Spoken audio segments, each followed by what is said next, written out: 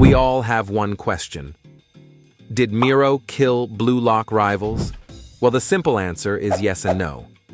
Now, to get a better view of this, we have to head back to around the Kaiser update.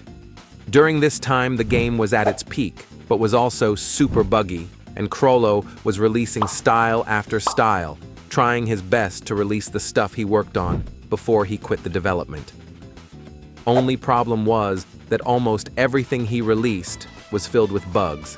Styles like Sei had broken moves, whilst NAL Isagi was crazy overpowered, causing balancing issues. New styles just kept rolling out whilst old bugs remained unfixed. Right after Kaiser's release, which was a really good update, Miro took over.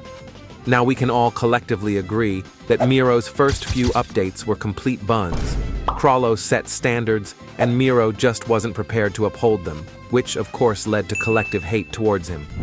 Not only that, but the game underwent crazy balancing issues. Each style was even more broken than the last, making players without them basically useless in the pitch.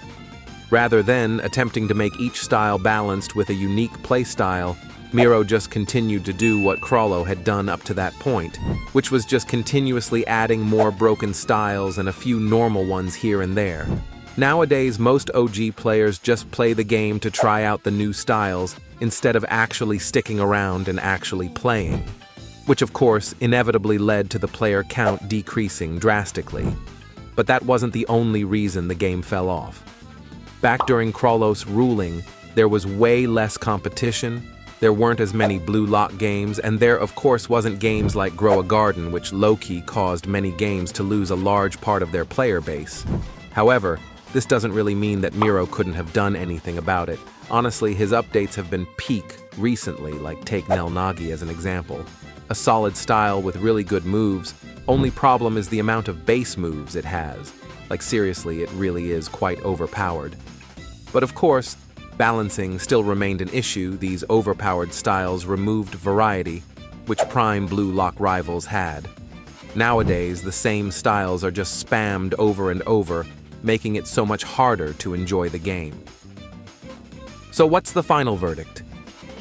Well, Miro should have done better sooner. First impressions truly matter, and the King updates just ruined Blue Lock Rivals' reputation. And to be fair, Miro was in some controversy which was later solved, which lost many people's trust. Personally, I do believe Miro can revive the game, however it's all up to what he does next. Anyways, what do you think ruined Blue Lock Rivals? I would say the balancing, but I would like to hear what you guys think, so let me know.